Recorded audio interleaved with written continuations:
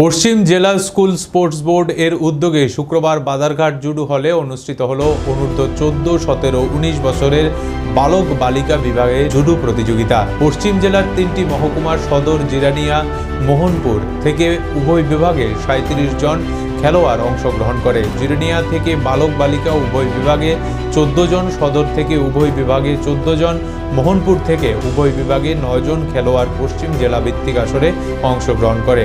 এখান থেকে বাছাই করে রাজ্য ভিত্তিক আসরের জন্য দল গঠন করা হবে।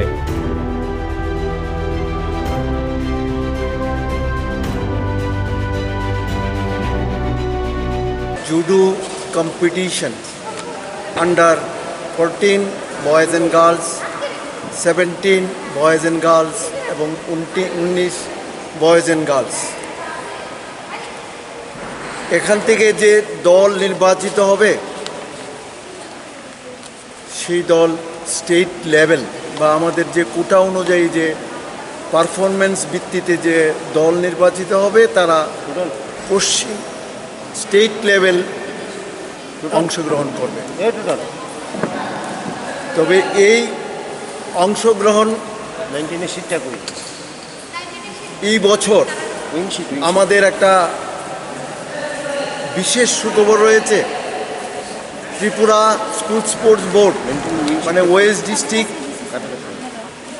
ইয়ুথ অ্যাফেয়ার্স ডিপার্টমেন্ট 17 বছর যে ন্যাশনাল মিট ত্রিপুরাতে হতে যাচ্ছে। তো সেখানে আমাদের একটু লক্ষ্য রাখতে হবে যে এই বছর বিশেষ করে যেহেতু ত্রিপুরাতে হচ্ছে, ছেলে মেয়েদের 17 বছর আমরা যত বেশি পরিমাণে এই গেমটাতে এফোর্ট দিতে পারি ত্রিপুরা রাজ্যের জন্য পদক ততই বাড়বে। তো আমি বিশেষ করে যারা প্রতিযোগী এবং প্রতিযোগিনী, বিশেষ করে 17 বছর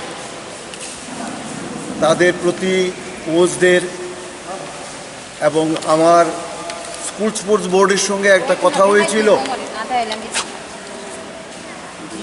একটা কোচিং ক্যাম্প, দীর্ঘমেয়াদী কোচিং ক্যাম্প 17 বছর ছেলে মেয়েদের করার জন্য, যেহেতু আমাদের লক্ষ্য এবং উদ্দেশ্য ত্রিপুরাতে ন্যাশনাল গেমস জুডোর উপর হচ্ছে। তো এটা বিশেষ নজর দেওয়ার জন্য উনি বলছেন 3টা ফেজে, এটা জয়েন্ট সেক্রেটারি অপুরা এবং ওদের সঙ্গে কথা হয়েছিল, 3টা ফেজে এই কোচিং ক্যাম্পটা হবে। প্রথম পর্যায়ে অল্প কিছুদিনের জন্য, দ্বিতীয় পর্যায়ে বেশি দিনের জন্য, থার্ড পর্যায়ে যারা থাকবেন তারা অনলি বিভিন্ন ক্যাটাগরির যে এজ গ্রুপ আছে সেই এজ গ্রুপের জন্য।